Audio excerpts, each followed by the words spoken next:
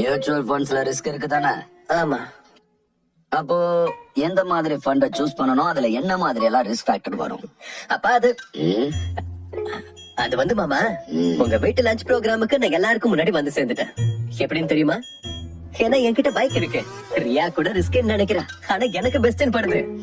டிராபிக்க beat பண்றதுக்கு 2 wheeler தான் best vehicle. அப்பாவும் பாட்டியும் என் கூட தான் கிளம்புனாங்க. ஆனா பாட்டிக்கு ஏசி தேவை, அதனால அப்பா அவங்கள கார்ல கூட்டிட்டு வராரு. ஆனா எங்க அம்மா அப்பாவோட டிரைவிங் ரிஸ்க் நினைக்கிறாங்க.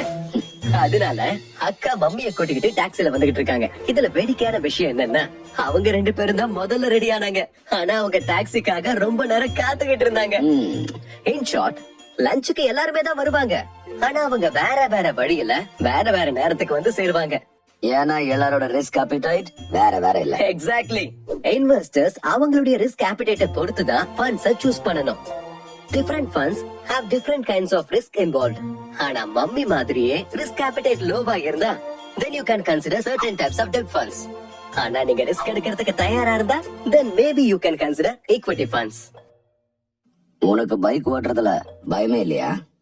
அட எனக்கு ரிஸ்க் எடுக்கிறதுனா ரொம்ப பிடிக்கும் அங்கிள். அதனால தான் ரியாவே கல்யாணம் பண்ணிக்கிட்டேன். வளரிட்டேனா? அம்மா அப்பா நினைக்கிறேன். நான் பாத்துட்டு வரேன். சரிதான். மியூச்சுவல் ஃபண்ட்ஸ் தான் சரி. Mutual fund investments are subject to market risks. Read all scheme related documents carefully.